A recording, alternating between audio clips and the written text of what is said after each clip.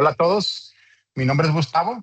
Bienvenidos a Más allá del metal, el podcast en donde hablamos de los procesos que no siempre se ven, pero que determinan si un recubrimiento funciona o falla. En los episodios anteriores hablamos de la limpieza por inmersión y de la limpieza electrolítica. Hoy vamos a una tecnología que, aunque no es nueva, sigue siendo mal entendida y a veces mal aplicada, la limpieza ultrasónica. Y al final del episodio vamos a salirnos un poquito de la parte teórica y vamos a compartir un poco experiencias, y para esto me acompaña Aurelio el día de hoy, como siempre.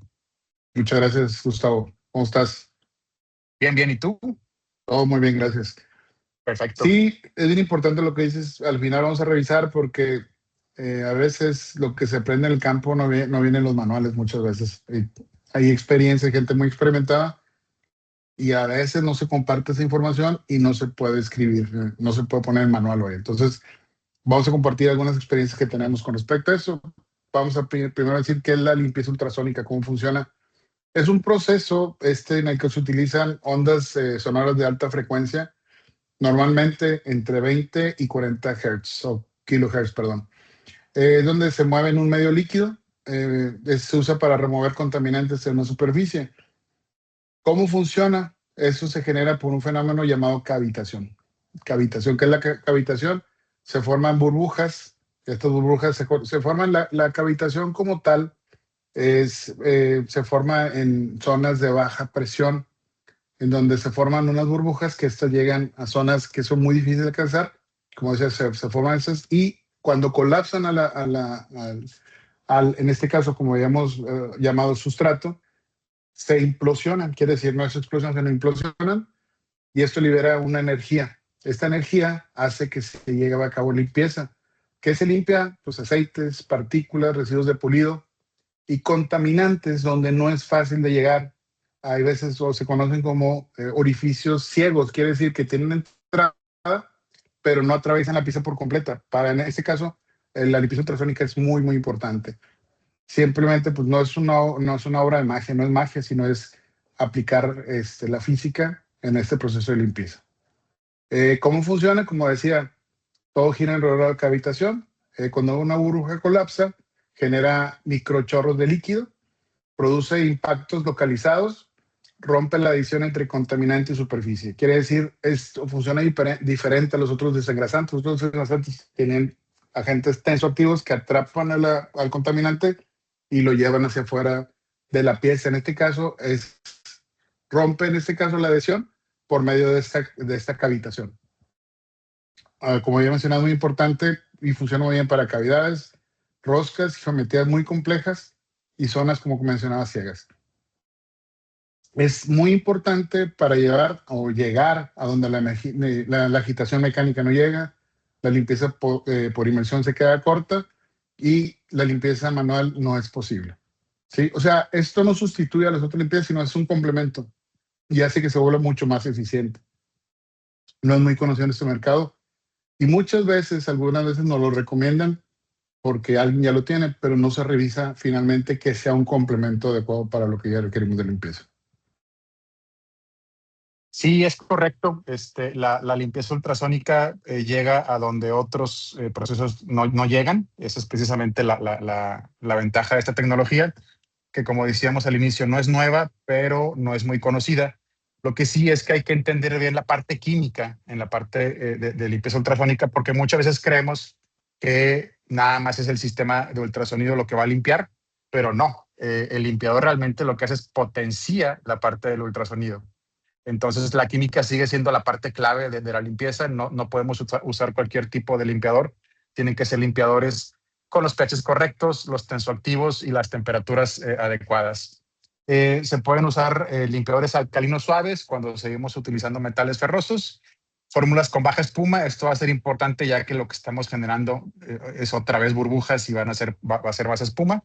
Y bueno, productos diseñados específicamente para este tipo de procesos ultrasónicos. ¿Qué pasa si la química no es la correcta? Puede tener baja cavitación y puede que no removamos las grasas. ¿Qué quiere decir esto? Que no las llevamos a una emulsión y se van a volver a desperdiciar, se van a volver a adherir a nuestra superficie. El ultrasonido, básicamente, sin una química adecuada, pues es energía desperdiciada. Por lo tanto, no debemos de tener cuidado también al seleccionar la parte química. ¿En qué materiales se utiliza este tipo de limpieza? Piezas con geometría compleja. Si nosotros vemos una pieza, por ejemplo, puede que tenga zonas de alta y baja densidad, pero donde tiene cuerdas de tornillos, por ejemplo, orificios pequeños, en esas zonas, aún con la limpieza electrolítica no va a ser suficiente. Ahí es donde brilla mucho la parte de una limpieza ultrasónica. Cuando son piezas muy pequeñas, también es importante. Alta densidad de corriente, alta densidad en cavidades u orificios, o materiales delicados que no toleran fricción.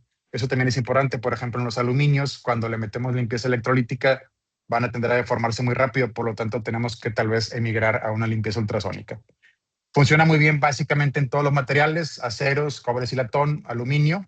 Hay que ver la parte química siempre con el aluminio, porque pues, es anfótero y se va a empezar a degradar tanto en ácidos como en alcalinos.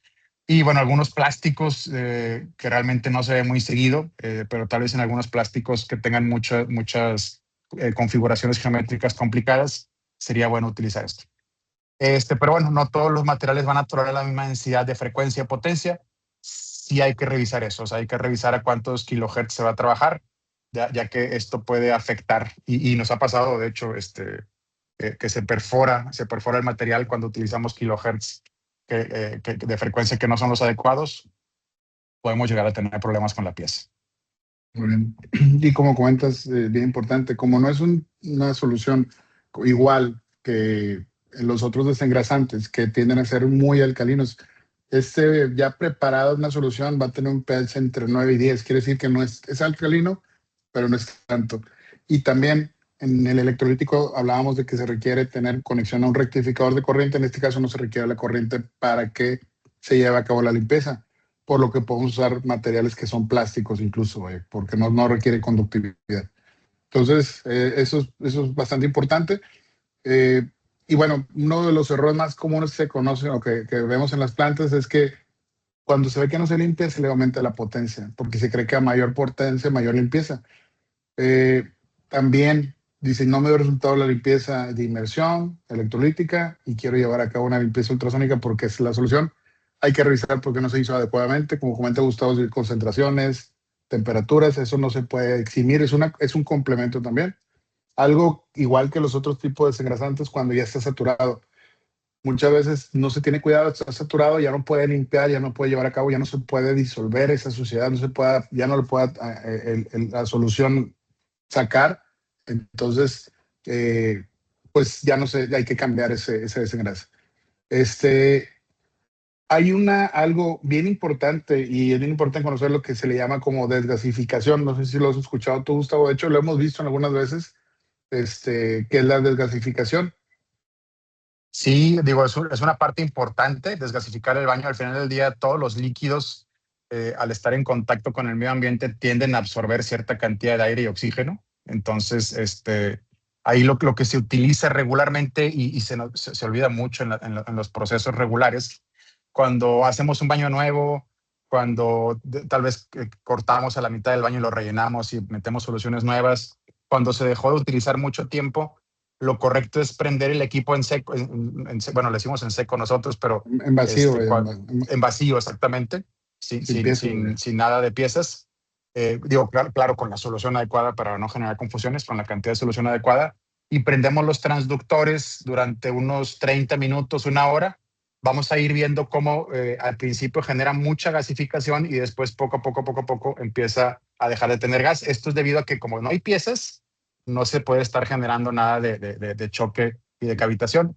Entonces, en ese momento, cuando sin piezas ya no tenemos gasificación, ya desgasificamos. Eso es un tema ahí que a veces hemos resuelto con algunos clientes vaya, vamos y creen que ya no funciona el equipo, y realmente es algo tan sencillo como esto. Estaba gasificar la solución. De hecho, hay equipos más nuevos que traen una opción que es desgasificar. Debe hacerse sin piezas esto, pero si no, se puede hacer con el equipo en vacío y se puede hacer de la misma manera como si estuviera trabajando. De 10 a media hora, 10 minutos, perdón, a 30 minutos se hace esto. Y sí es bien importante porque a veces está así. Igual pasa muy similar. Ya hablábamos de y retomando lo anterior, y es bien importante ir ligando las cosas. ¿Por qué? Porque todo tiene que ver. Por ejemplo, era muy importante en la parte de desengrasantes de inmersión, formar es más espumoso, tiene más tensioactivos, pero no para la parte del electrolítico, porque lo que queremos que haya bastante conductividad y esto le afecta. Es cierto que las burbujas hacen esta limpieza, pero evitan que lleguen a la pieza y se pierden en el camino. Hay veces que se escucha más ruido y no necesariamente más potencia, quiere decir más limpieza, como ya vimos hace un momento. ¿Qué puede afectar o qué puede dañar? ¿Cómo nos puede afectar este tipo de limpieza? Bueno, puede llegar a dañar superficie si no está bien calibrado, porque también se tiene que calibrar. Genera microerosión, quiere decir grietas, o simplemente pues estamos ahí sin hacer nada, sin limpiar. Hemos visto en varias plantas que se tiene la limpieza por inmersión. Muchas veces no se puede omitir porque ya trae una secuencia, si es una línea automática, que es donde se ve más frecuente esto, pero no se puede omitir. Sin embargo, nos comentan, no hace ninguna acción, no limpia. Muchas veces es por esto que estaba mencionando. Entonces, algo bastante importante es tomar en cuenta esto. De hecho, algo que mencionó Gustavo, que es los transductores. Esos son unos paneles que se tienen, ya sea si la tina es ya prefabricada o bien se pueden adquirir por separado, en el cual se meten a las tinas, a los tanques, y esto hace que se genere la cavitación, estos transductores, ¿no? Entonces, por ejemplo, y bueno, personalmente hemos visto, como les decía, que hay veces que ya no se utiliza o se puede omitir y ya no lo usan, y muchas veces es solamente porque nunca se desgasificó, o sea, tan sencillo como eso. Sí, así es. Y bueno, en la parte de limpieza siempre es un tema. A mi experiencia personal, cuando nos hablan los clientes que tienen situaciones que tal vez no entienden o que no logran detectar, mejor dicho, cuál es la falla en el proceso, hablando específicamente de procesos muy continuos, es algo tan sencillo. Me acaba de pasar la semana anterior. El cliente está fuera de la ciudad, me mandó fotos, me dijo cómo estaban las condiciones operativas y tenía una mancha persistente en cierta zona de la pieza. Al mandarme fotos veo que su ácido, que en los siguientes capítulos hablaremos de eso, el ácido o el decapado, el activado, como le llamen, ya después propondremos ahí un nombre estándar de esto. Y la experiencia que tuvimos con este cliente fue que cuando bajaba los racks, por la cantidad de grasa que tenía el ácido, que esa grasa se tuvo que haber quedado, de hecho, en la limpieza por inmersión, cuando muy mal en la limpieza electrolítica, no tuvo que haber llegado al ácido, quiere decir que se tuvieron que haber revisado las dos etapas anteriores, pero cuando regresaba al decapado, el rack retomaba esa grasa, entonces como la línea era muy rápida, no alcanzaban a ver ese defecto, por lo cual la limpieza evidentemente estaba siendo defectuosa. Y son del tipo de errores que regularmente no vemos cuando estamos enfrascados en la operación. Lo importante es ir a ver cada una de las etapas, que se tenga su temperatura, su concentración, que en la parte de la superficie, sobre todo si es de rack. En el caso de barril tal vez no impacte, pero aún así impacta. En el caso de rack hay que revisar que la parte del claro de agua, o no, claro de solución, no de agua, esté lo más limpio posible o uniforme posible para que las piezas no se afecten. ¿Te ha pasado algo así, Sí, Aurelio? sí, bueno, sí, cuando ya empezamos a ver vetas o cosas de ella, grasa o aceite suspendidos en la superficie de algún enjuague, o bien ya más adelante, incluso en la etapa de depósito de metal o en el activado, como decías, eso ya algo está mal antes de. Eso tiene que quedarse en el pretratamiento antes de llegar a depositar. Es como si, y haciendo una analogía, es como si vamos a aplicar una pintura y no está limpia la superficie. Vamos a pegar una calca, un sticker, y eso no está limpio, entonces empiezas a ver que se bota ese pegamento que se tiene porque no estaba limpio bien o no estaba suficientemente limpio. Entonces, ese es un complemento. De hecho, no habíamos comentado nada al respecto, pero sí vemos importante ver, y como decíamos, es un complemento. No siempre, en este caso, el ultrasonido es necesario. Depende mucho de la pieza, depende mucho de la geometría, como hablamos hace un momento.